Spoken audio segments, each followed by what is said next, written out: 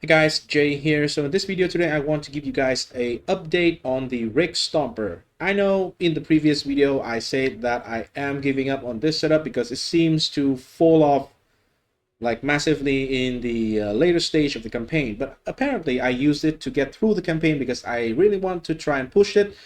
By the way, the boss damage without any gear upgrade is insanely slow. But then when I finished the campaign, I did the very first map and I decided to spend the one and only divine that I got. I just used it to buy a 52 exalt, so I have 52 exalt, and I spent all of it. And long story short, I got this current character. So if you want to have the full details of the process for me getting all the gear, I will leave a link in the description for that particular video. It is going to not be a public video because I think it is kind of bad for the channel if I put out that video. It is like an hour long. It is just very slow pace. It's just me going through the trade, getting all the trade done, just basically explaining the thought process behind every single decision as well. So it is not really made for YouTube. It's just for the people who are really interested into that kind of thing. So the link is in the description if you want to see the full gear purchasing process basically. So it is costing me a little bit less than I have, so I still have a few exalted left, but let's just say it costs a total of 1 divine.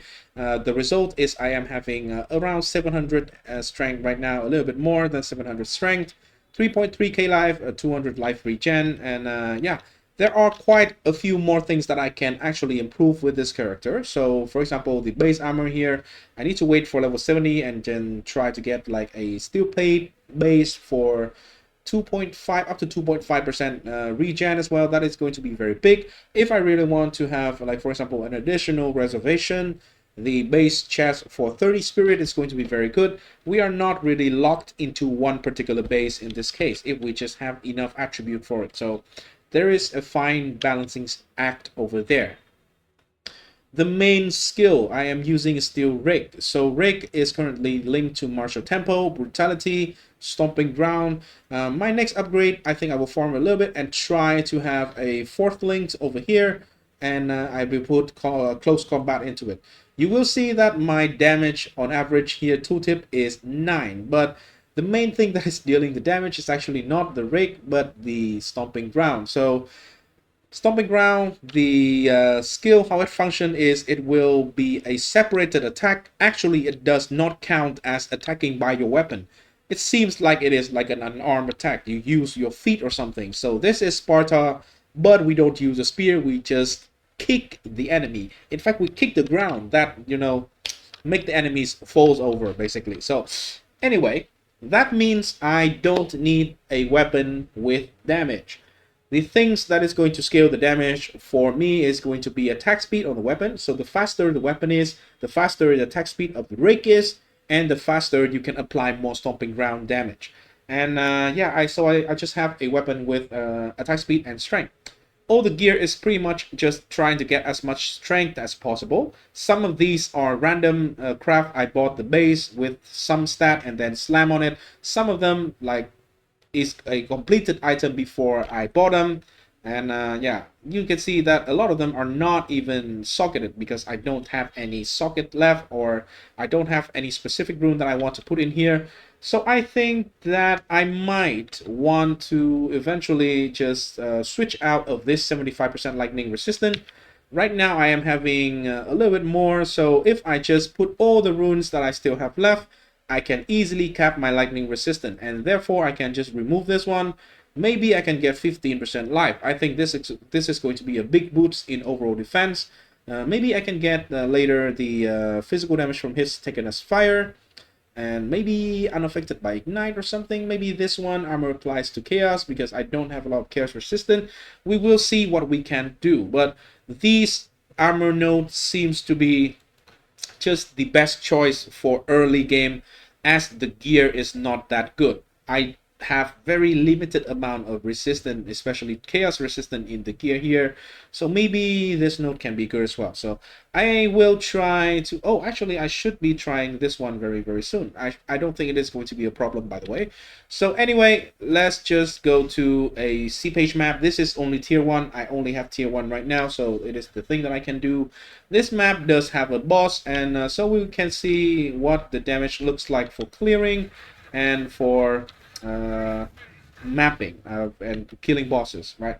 This is just a map boss, nothing fancy, but it is a start. It is very scuffed, but at least I think it can do map pretty damn well. I have tested like 2 maps with it, and so far it looks pretty good. We are relatively tanky.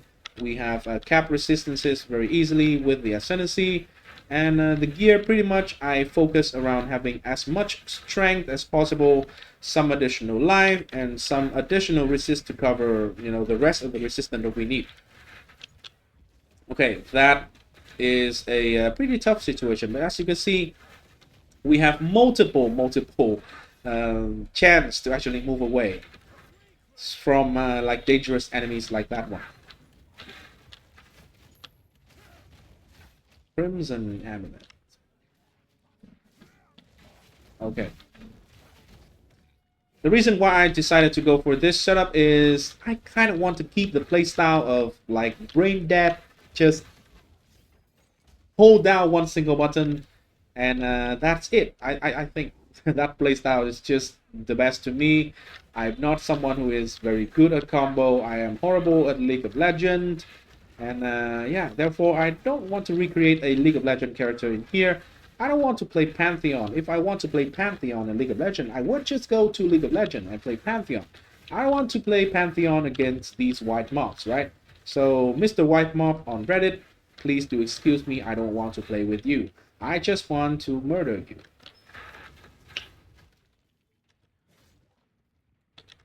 So let me find the boss, and we can see the boss. I think the clear, we don't need to do the whole thing to like see the clear how it looks like. It is not the best, but it's not the worst either. So if you really want like a beefy, manly playstyle with a spear, then this one is a doable one. Technically,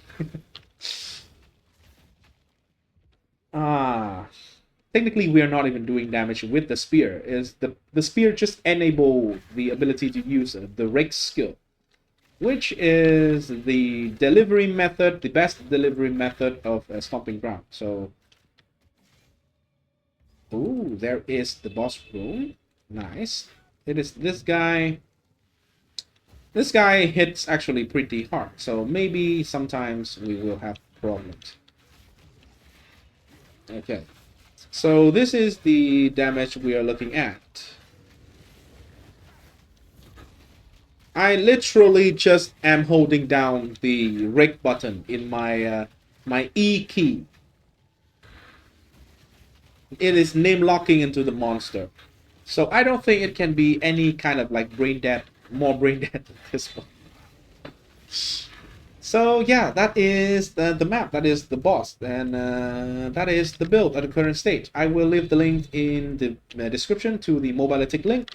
It have a endgame version upgrade, so it is actually much better gear than this one. You can use this kind of gear, for example, the helmet slot. I think the best one is going to be the Deepest Tower, which is the new unique helmet. Insane one, by the way. And the other gear slot is like rare gears, but with better stat, basically. So ideally, you want to know what to look for. But basically, right now, my goal for this current stage is just try to cap my resistances and get as much strength as possible, because that is the main method of scaling damage for this build. And so yeah, that's about it. If you really want to follow the build until the end game, I'm not sure how well it works, by the way, 100%. But there are people who progress faster than me and let me know through Discord. I saw some footage. It looks pretty good in like tier 15 and above. Oh, wait. Should I tame these Pokemon? Anyway, that is the different story. So yeah, I saw some endgame footage of people who have much more gear than this one. So I think it is safe to say that is it viable as a endgame build? Well, yes, it is definitely viable. How good it is, that is the different question, right? So I think it does have some certain limitation, but if you like the playstyle, if you like a beefy character, if you still want to feel a little bit agile and not really just super slow hitting pace of a mace, I think mace build are actually much better currently. Spear seems a little bit undertuned in terms of damage for most skill. Obviously, there are the Lightning Spear interaction with Volt and in combination with some other buff, which is really, really, really good right now. I think it's probably one of the best, if not the best build at the moment. The Spear, Lightning Spear, Javazon, but yeah, in general, the Spear as a weapon, I think all the other skill kind of needs something else, kind of needs some love. So yeah, thanks for watching. I hope you enjoy, and if you want to follow this build, again, there's a mobility links in the description. And I cannot believe that I forgot to say this, but I am extremely, extremely excited to announce that Mobiletic actually officially partnered me as one of their members at one of the creators. So yeah, I would do more stuff there, 100%. And yeah, so again, like, subscribe, and peace. Come on, let me press the... Okay.